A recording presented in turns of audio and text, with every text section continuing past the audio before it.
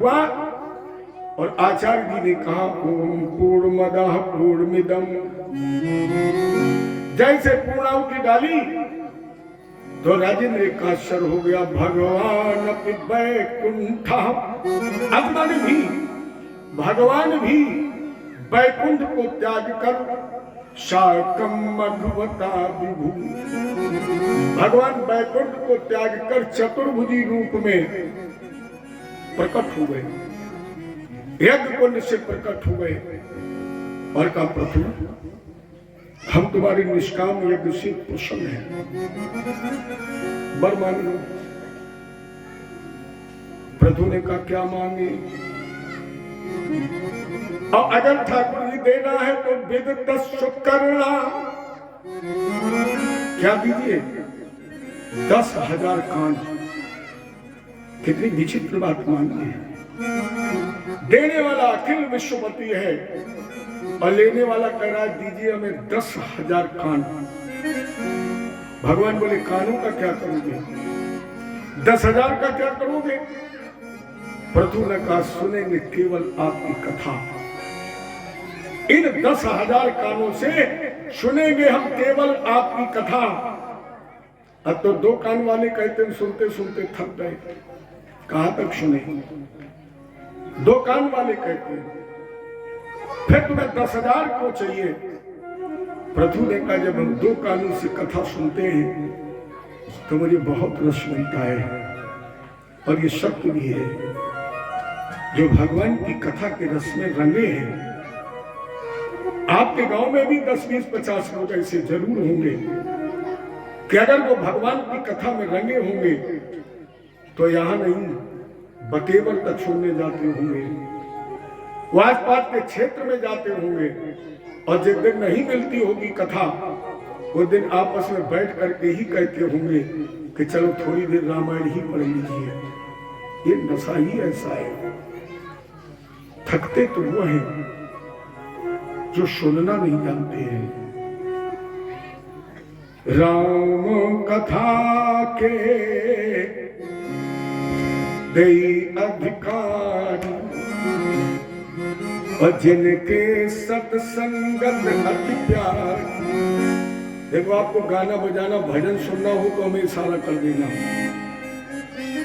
इशारा इसलिए चाहिए कि कहीं न कहीं से मुझे एक शिकायत मिली है और मुझे बड़ा आश्चर्य हुआ। लोग ये कहें कि पंडित जी भजन नहीं गाते हैं, ये तो हम मान सकते हैं। लोग ये कहें कि पंडित जी चुटकुला नहीं सुनाते, ये भी हम मान सकते हैं। लेकिन कोई व्यक्ति अगर ये कहे कि पंडित जी भागवत की कथा नहीं कहते हैं, ये मुझे स्वीकार नहीं है। क्योंकि जो लोग यहाँ कथा जानते और सुनते और पढ़ते होंगे शायद उन्हें ये पता होगा कि कल भी हम 99% केवल भागवत के विषय में ही रहे। मैं कभी भागवत की कथा से भटकता नहीं हूं। मैं अगर भजन भी गाता हूं तो केवल भागवत की कथा का ही। तो हम सारे, मैं तो अवगुणों की खान हूं, लेकिन एक अच्छाई मुझे ठाकुर जी ने दी है कि मैं भगवान की कथा से कभी भटकता नहीं हूं। मैं ये नहीं सोचता हूं कि 3 घंटे 4 घंटे बोल रहे तो केवल सलोखला कह के हम चले जाएं। भले ही मेरी कथा 4 लोग सुने, लेकिन मैं चाहता हूं कि लोग कथा सुने और हम कथा कहें। यही हमारे आपके साथ जाएगा। लेकिन जब आपका ये मन हो कि हमें भजन सुनना है तो इशारा कर देना, हम गा भी लेते हैं। इसलिए हमने अभी तक ढोलक बजवाई नहीं हो। आज सोच के बैठा था आज बजेगी ही नहीं, केवल कथा ही बजेगी। और ये भी हम जानते हैं कि जो आ गया वो जल्दी जल्दी उठ के नहीं जाएगा, कल भले ना आए। आज तो नहीं जाएगा, भले मन में ये सोचे कि अच्छे फंस गए, लेकिन कल वो लोग जरूर आएंगे जिन्हें भगवान की कथा से प्रेम होगा। जय जय श्री। चलिए फिर हम बीच में एक आध कहीं गा भी देंगे जब सुस्ती आने लगेगी। अभी आप कथा सुने। सुंदर चर्चा चल रही थी। 10,000 कान। राम कथा के कई अधिकारी जिनके सत्संगत अत्यारी, राम कथा जे सुनत अघाई, रस विशेष तिन जाना नहीं। जो भगवान की कथा सुनते सुनते थक जाते हैं, इसके मतलब उन्होंने भगवान की कथा का रस लिया ही नहीं। आप लोग बताइए, आम के फल को अगर आपको दिया जाए तो आम के फल के गूदा में स्वाद है कि गुठली में स्वाद है? किसमें है? गुठली में है ना। श्रोता बहुत बुद्धिमान है, बिल्कुल सत्य है, गुठली में है।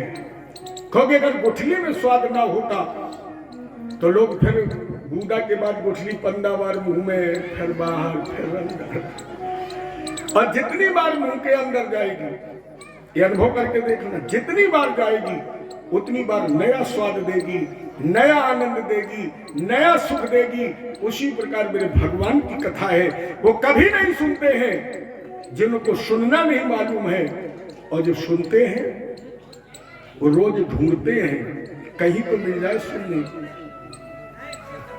एक ही आप चौपाई पढ़े रोज, ज्यादा मत भटकिए।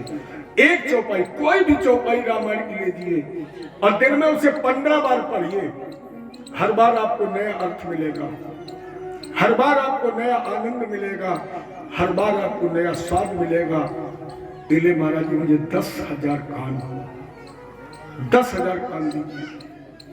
यहाँ पर राधे श्याम जी ने एक भाव दिया है, इस तन में रमा करना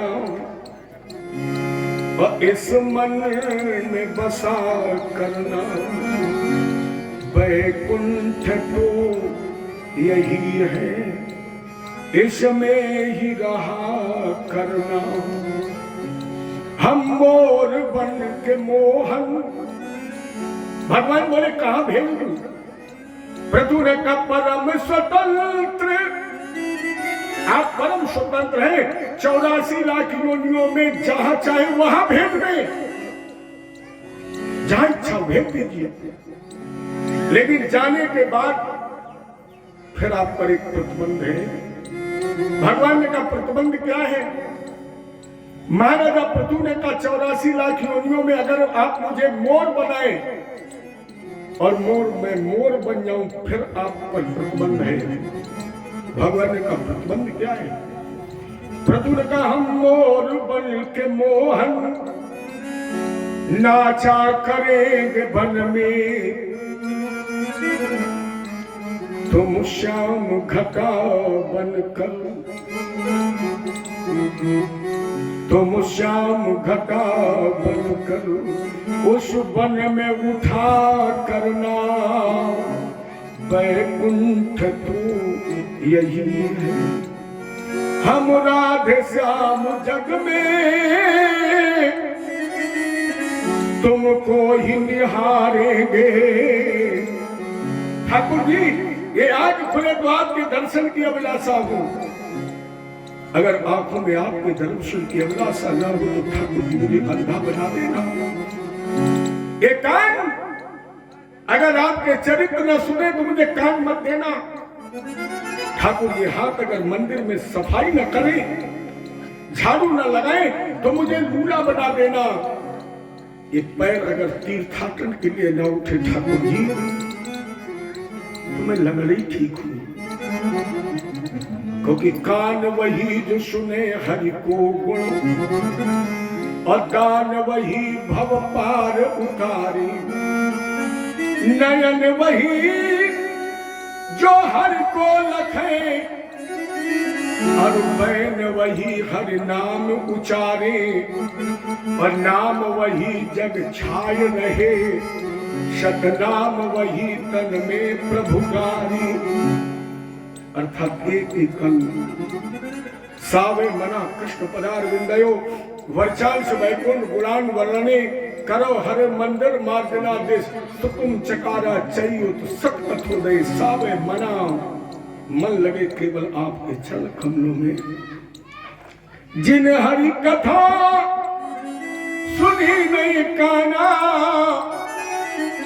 श्रवण रंध्र अही भवन क्षमा नयन संत दरस नहीं देखा, लोचन मोर पंख कर लेखा।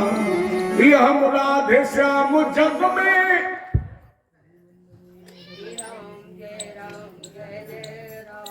जय हो।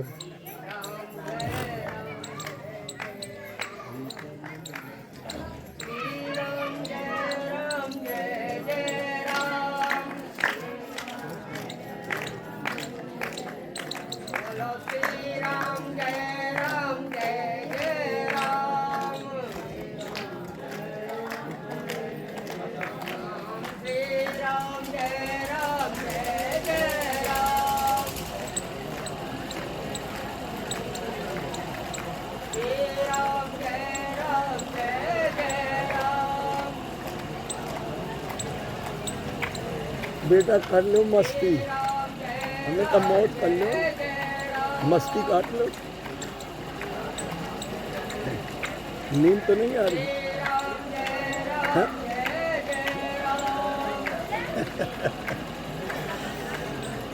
हैं? गा दें।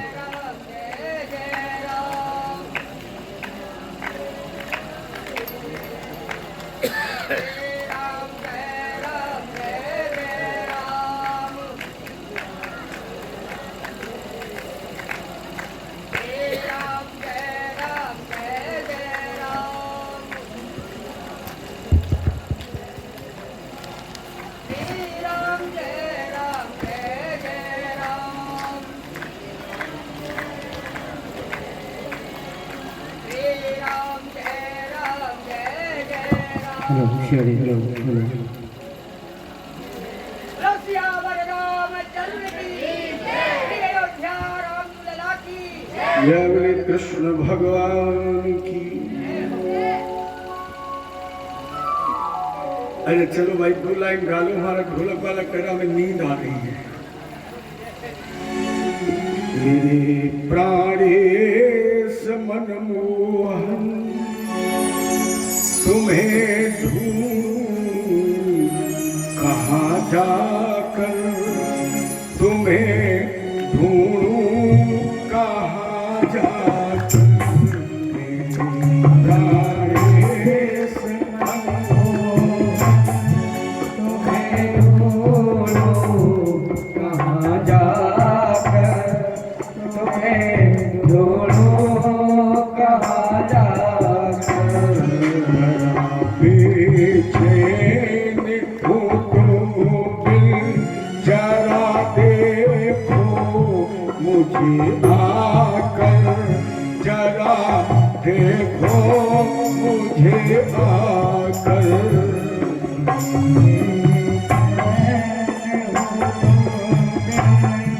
जरा देखो मुझे आकर, जरा देखो मुझे आकर।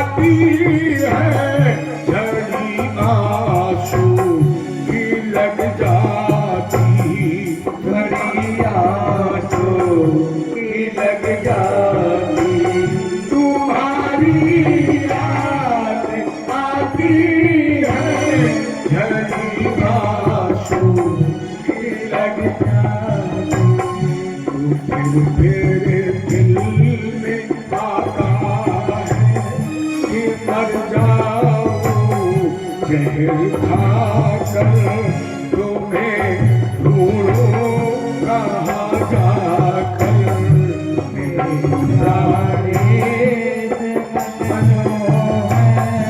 तुम्हें ढूंढूं कहाँ जाकर, तुम्हें ढूंढूं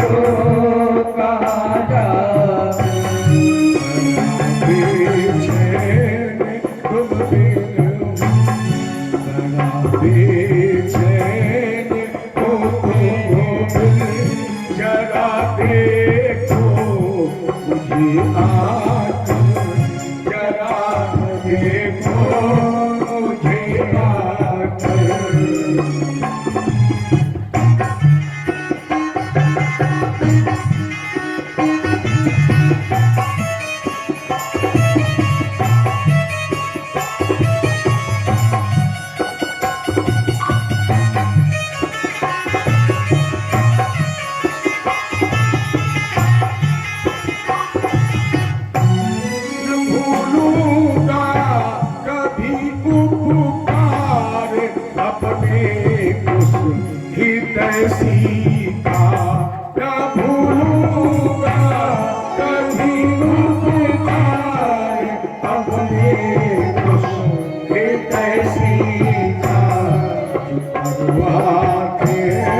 मुझे दर्शन कन्हैया को यहाँ लाकर, कन्हैया को यहाँ लाकर।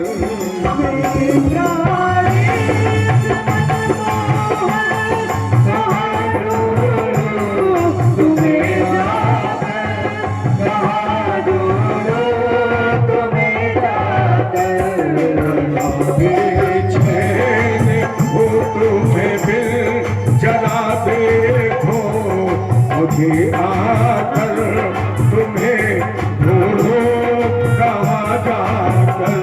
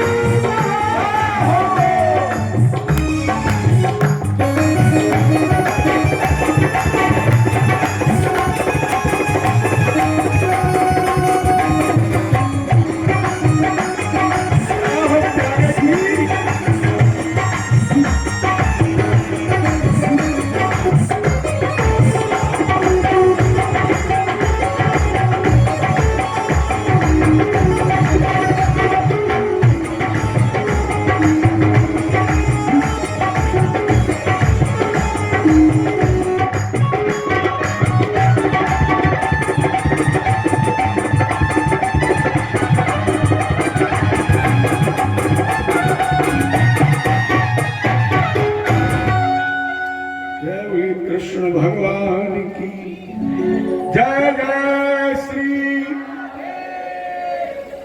कथा कहाँ चल रही थी? सुनबरसा में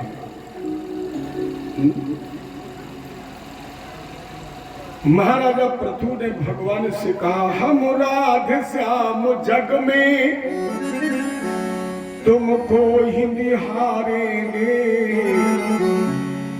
तुम दिव्य ज्योति बनकर इस तन में जला करना, क्योंकि वैकुंठ तो यही है। महाराजा पृथु ने भगवान शिव पर प्राप्त किया है। यहीं पर इन्होंने संत कुमार जी को अपना गुरु बनाया, उनसे दीक्षा ली, अपने पुत्रों को उपदेश करके इन्होंने अपने ज्येष्ठ पुत्र विजताश को राजा बनाया और इन्होंने वानप्रस्थ ले दिया। इन्हीं पृथु और विजताश के वंश में आगे चल करके एक राजा हुए जिनका नाम रखा गया प्राचीन वर्य। इन्हें तो इतने यज्ञ किए थे कि उन यज्ञों में प्रयुक्त कुशाओं को जब विसर्जित किया गया कि सारा भूमंडल पट गया। इसकी नाप है 50,000 करोड़ योजन भूमंडल की। 50,000 करोड़ योजन इतने यज्ञ किए कि सारा भूमंडल पट गया। इन्हीं के पुत्र का नाम था प्रचेता, जिन्होंने भगवान शिव को प्रसन्न करके रुद्र गीता सुनी और समुद्र की पुत्री सत्यद्युति से विवाह करके एक पुत्र पैदा किया था जिसका नाम रखा गया था दक्ष। दक्ष दो हुए, एक दक्ष सृष्टि क्रम में समयाभाव में वो क्रम हम आपको कल नहीं बता पाए, पूर्णता संकेत दिया। चूंकि वक्ता का ये दायित्व भी बनता है कि कथा को अपने लक्ष्य तक पहुंचाए, वो सृष्टि क्रम हम आपको विस्तार से नहीं बता पाए। चाहिए मान लीजिए कि अपने भारत में हर व्यक्ति को कहीं ना कहीं चोरी करने की आदत है और हम भी उस आदत से मजबूर हैं, तब हम के किसी लुटिया थरिया तो चुरा नहीं सकते हैं। तो जब निगाह चुकती है लोगों की तो फिर हम लोग भगवान की कथा ही चुरा लेते हैं। तो चाहिए मान लीजिए कि हमने सृष्टि क्रम चुरा लिया या हमें समय अनुमति नहीं दे रहा था कि बहुत आगे बढ़ जाऊं, इसलिए मैं संकेत में उसी सृष्टि क्रम में ब्रह्मा जी ने जो 10 पुत्र पैदा किए हैं, इसमें अंगूठे से दक्ष को पैदा किया है। जिस दक्ष का विवाह प्रसूति जी के साथ हुआ, जिनसे 16 कन्या पैदा हुई थी और 16 कन्याओं में एक कन्या का नाम था सती, जो भूत बावन भगवान शंकर के साथ रही गई थी। सती ने अपने पिता दक्ष के यज्ञ में प्राण का त्याग कर दिया। सती मरत हर सन वर मांगा, जन्म जन्म सुपद अनुरागा, तेहि कारण जग्गे हिमबता क्षेत्र मेनिया मिति सुषुम। सुखदेव जी ने कहा, ये मैंने सुना था कि सती दूसरे जन्म में पार्वती जी बनी और शंकर जी के साथ इनका विवाह हुआ। एक तो ये दक्ष है और दूसरे दक्ष ध्रुवंश में पैदा हुए, जिनका विवरण आगे चल करके है। दक्ष की पत्नी का नाम था अक्षनी, जिनसे 60 कन्या पैदा हुई थी। लेकिन आगे ये वंश हम तुम्हारे आगे चल करके सुनाएंगे। प्राचीन वाली इतने यज्ञ किए, लेकिन इन्होंने यज्ञ में पशुओं की बलि दी थी। तो एक बार बाबा नारद जी आ गए, प्राचीन वर्ग में प्रणाम किया। नारद जी ने कहा, तुमने यज्ञ तो बहुत किए, लेकिन प्राचीन वर्ग देख रहे हो जो पशुओं की तुमने बलि दी है ना, ये सारे पशुओं देखो तुम्हारा इंतजार कर रहे हैं। जब तुम इस धराधाम को छोड़ करके जाओगे तो तुम्हें इस पशु हत्या का फल भोगना पड़ेगा। क्योंकि अगर जलाओगे तो तुम किसी को, तो तुम भी हरदम जला करोगे। भला तभी होता है जगत में प्यारी, जब तुम किसी का भला करोगे। तो भला जो चाहो भला करो नित्य, न इसमें अंतर है बाल भर भी, न दुख दोगे अगर किसी को, तो तुम भी फूला फला करोगे। भला तभी होता है जगत में जब तुम किसी का भला करोगे। जमाना दर्पण है, ये संसार एक शीशा है। जमाना दर्पण है, देख लो कि जैसी सूरत है जिन बशर की, दिखाई देता है उसको वैसा जो आईना पर मला करोगे। भला तभी होता है जगत में जब तुम किसी का भला करोगे। हालांकि लोग कहते हैं दर्पण सत्य बोलता है, लेकिन सही बात यह है कि दर्पण भी झूठ बोलता है। दर्पण भी झूठ बोलता है, क्योंकि दर्पण के सामने जब खड़े होकर चेहरा देखोगे तो तुम्हें बाईं आंख दाहिनी तरफ दिखाई पड़ेगी और दाहिनी वाली बाईं तरफ। इतना वो भी दंड बंद कर देता है। तो आशीत पुरंजनो नाम, और सुंदर चरित्र सुनाया। देखो सुखदेव जी ने अगर अध्यात्म कहीं कहा है, शुद्ध अध्यात्म की अगर चर्चा की है सुखदेव जी ने, तो यही भागवत जी में प्रसंग है। बाकी तो सब साकार रूप में गए भगवान। आशीत पुरंजनो नाम राजा राजन बृहत्सवाम तस्या विज्ञात नाम आशीत सखा विज्ञात छिष्टिता सा एकदा हिमवतु दक्षिणे शतशानुषु पंचशीर्षा हिना गुप्ताम प्रतिहारेण शर्वताम। पुरंजन नाम का एक राजा था जिसका एक अभिज्ञात नाम का मित्र था। एक बार ये पुरंजन अपने मित्र अभिज्ञात से दूर हटकर हिमालय क्षेत्र में भ्रमण करने चला गया। हिमालय की चोटी पर यह दक्षिण क्षेत्र में जब पहुंचा तो इसे एक सुंदर नारी दिखाई पड़ी, और वो सुंदर नारी जिस महल में रहती थी उसमें 9 दरवाजे थे। उस महिला का पंच माने 5 फरधारी एक शर्त सुरक्षा करता था। बहुत सुंदर थी। पुरंजन उस पर मोहित हो गया। परिणाम स्वरूप पुरंजन ने शादी का प्रस्ताव रखा। उस बेटी ने पुरंजन को अपना पति वरण कर लिया। परिणाम स्वरूप पुरंजन की पत्नी होने के कारण उस स्त्री का नाम पुरंजनी पड़ गया। बहुत समय तक एक दूसरे का भोग करते रहे। कुछ समय व्यतीत हुआ। एक दिन पुरंजन शिकार खेलने चला गया। और जब शिकार खेलने चला गया तो इसको शिकार खेलने में थोड़ा समय लग गया। तुरंत लौट करके नहीं आया। कुछ दिन बाद आया तो देखा इसने पुरंजनी बहुत नाराज है। और जब इसने अपनी पत्नी को नाराज देखा तो पुरंजनी को मनाने के लिए, प्रसन्न करने के लिए पैर दबाने लगा। पुरंजनी के चरण दबा करके इसने प्रसन्न कर लिया और फिर बहुत समय तक इसका भोग किया। लेकिन राजेंद्र, ये पुरंजन कोई दूसरा नहीं है। इस शरीर के अंदर जो जीव है यही पुरंजन है, और उसकी नारी बुद्धि है। नगर कहीं बाहर है। इस शरीर में 9 ही दरवाजे तो हैं। उन्हीं लोग एक गीत गाते हैं, रंग महल में 9 दरवाजे, न जाने कौन सी खिड़की खुली थी, सैया निकस गए, मैना लगी थी। यही 9 दरवाजे का महल है, जिसमें 5 फरधारी जो सर्प है, ये पंच ज्ञानेंद्रिया है। लेकिन वो आएगा एक दिन। कौन? अरे ठहरी नहीं एक उम्र भी, अरे ठहरी नहीं ये उम्र भी, ढलती चली। अरे जीवन में सच्चा साथी कौन है? लड़कपन नहीं, छोड़ देगा। सच्चा साथी कौन? जवानी, ये भी छोड़ देगी। फिर सच्चा साथी कौन? जिससे डर लगता है, जिससे हर व्यक्ति भय खाता है।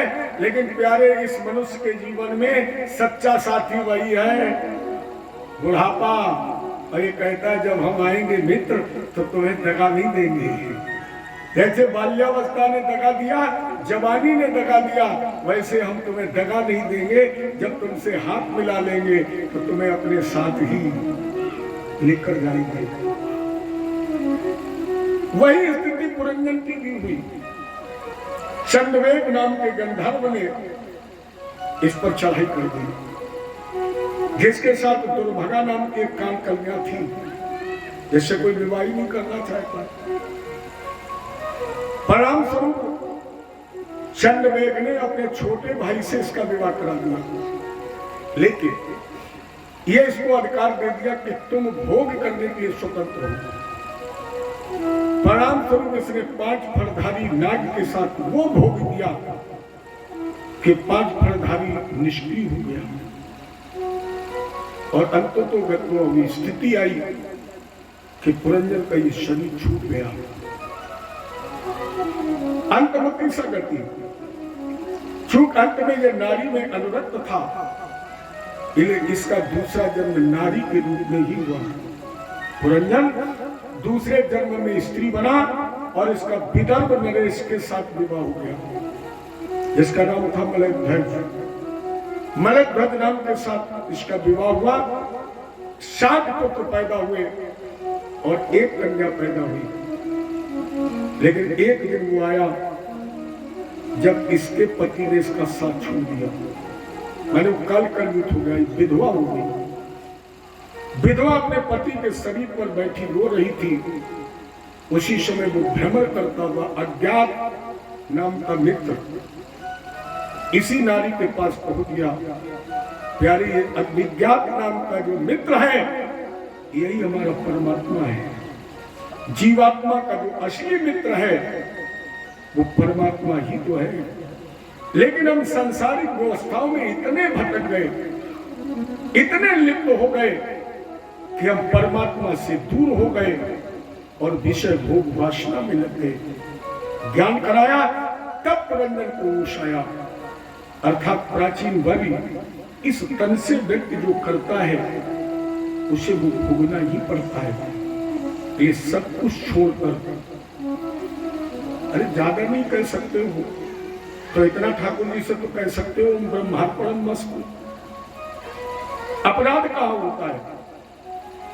जितना अच्छा होता लोग कहते मैंने कर लिया है, कोई ऐसा कहता भगवान ने कर दिया। जितना अच्छा हुआ लोगों ने कहा मैंने कर लिया, और कुछ गड़बड़ हो गया तो भगवान ने कर दिया। बोले भगवान की मर्जी नहीं थी। जब तक चली तब तक कहा कि मैं करूंगा, और जहां नहीं चली बोले भगवान जाने।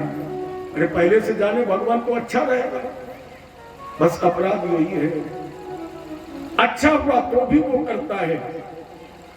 अगर जहां तक दृष्टिकोण डाले, मेरा अपना विचार ये भाव है कि परमात्मा कभी बुरा करता ही नहीं।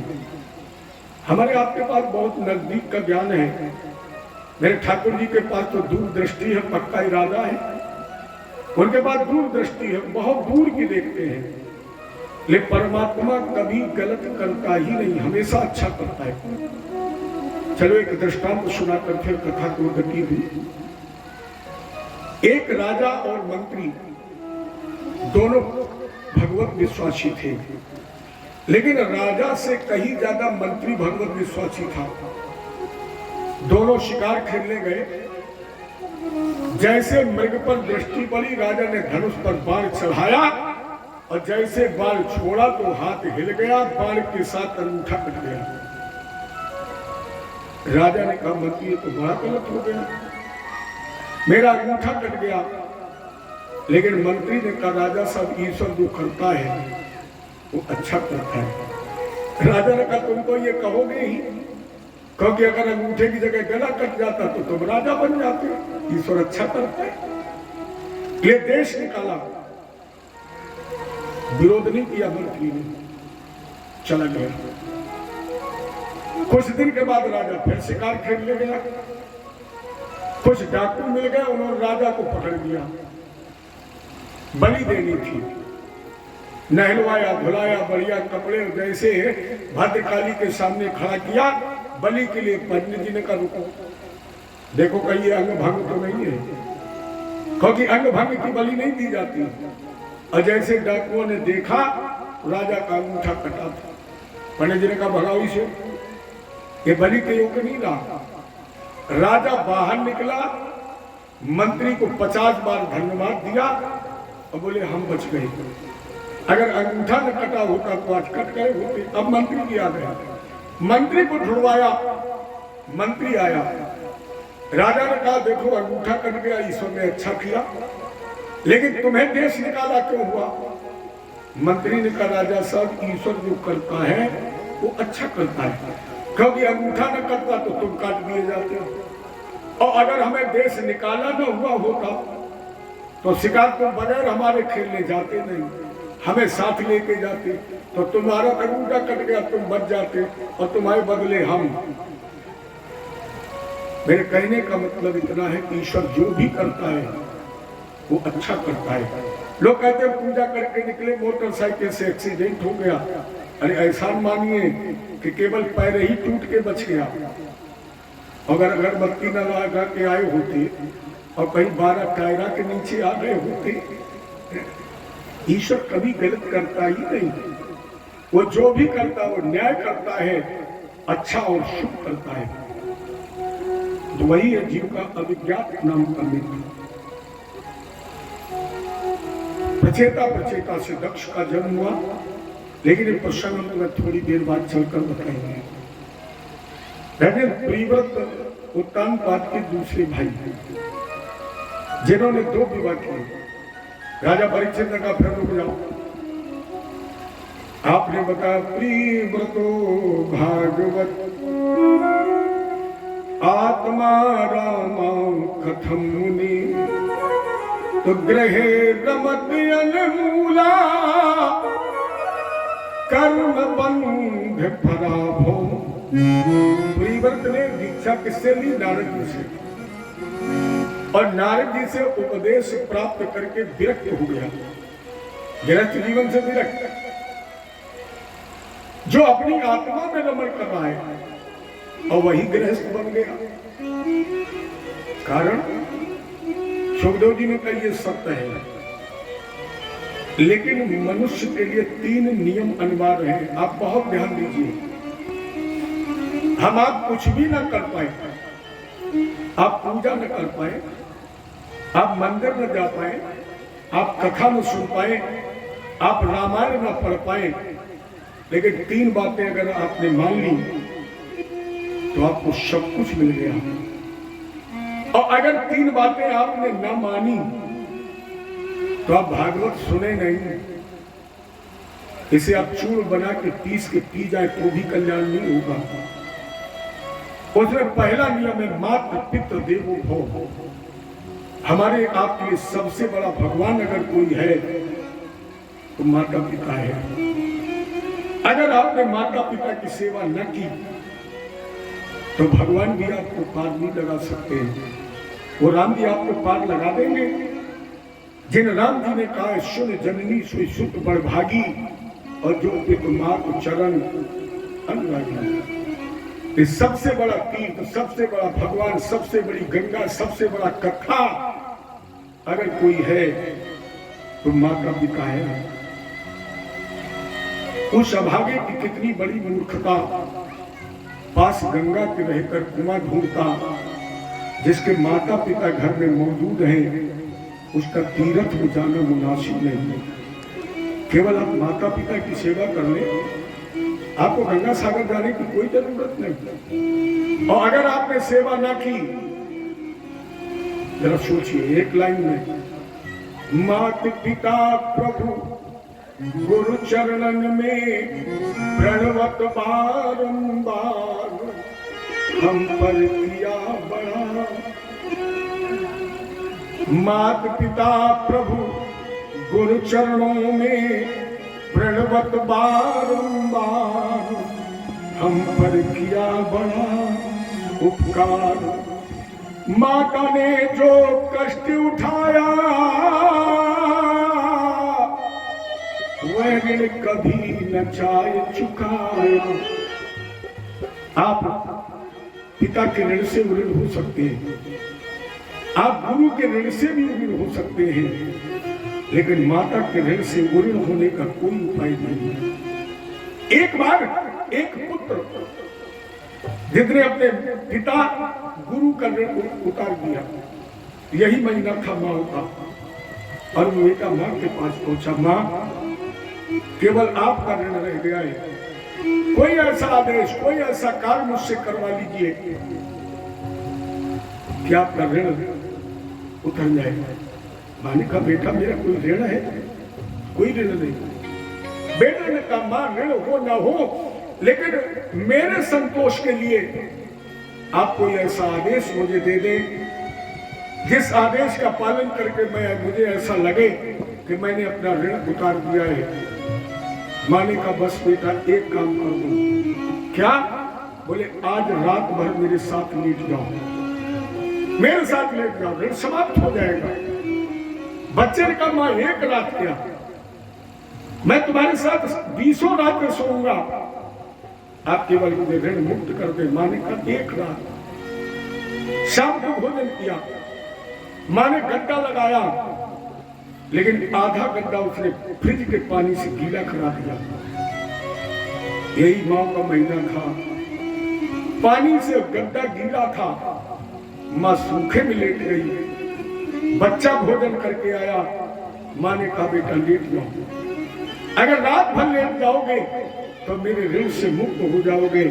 जैसे वो बेटा उस गीले गद्दे पर बैठा, बीच में ही उठकर खड़ा हो गया, माँ अगर मैं एक रात लेट जाऊंगा मैं तो मर जाऊंगा, गद्दा इतना गीला है, इतना ठंडा, इतनी सर्दी है, मैं मर जाऊंगा। माँ ने कहा बेटा मैंने तो ऐसी गीली गद्दे पर तेरे साथ न जाने कितनी रातें व्यतीत की हैं, एक दो रातें नहीं, न जाने कितनी रातें व्यतीत की हैं, तो मेरे साथ एक रात नहीं सो सकता है, कैसे ऋण से मुक्त हो जाऊंगा। माता पिता प्रभु गुरु चरणन में प्रणवत बारंबार, हम पर किया बड़ा उपकार। माता पिता प्रभु गुरु चरणन में प्रणवत बारंबार, हम पर किया बड़ा उपकार। माता ने जो कष्ट उठाया वह ऋण कभी न जाए सुखाया, अंगुली पकड़ के चलना सिखाया, ममता की दी शीतल छाया, जिनकी गोदी में पलकर हम बन गए आज महान, जिनकी गोदी में पल करके हम बन गए महान, हम पर किया बड़ा उपकार। माता पिता प्रभु गुरु चरणन में प्रणवत बारंबार, माता पिता प्रभु गुरु चरणन में प्रणवत बारंबार, हम पर किया बड़ा उपकार, हम पर किया बड़ा।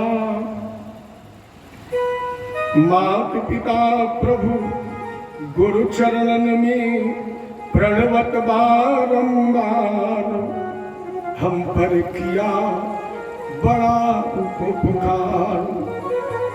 पिता ने हमको योग्य बनाया,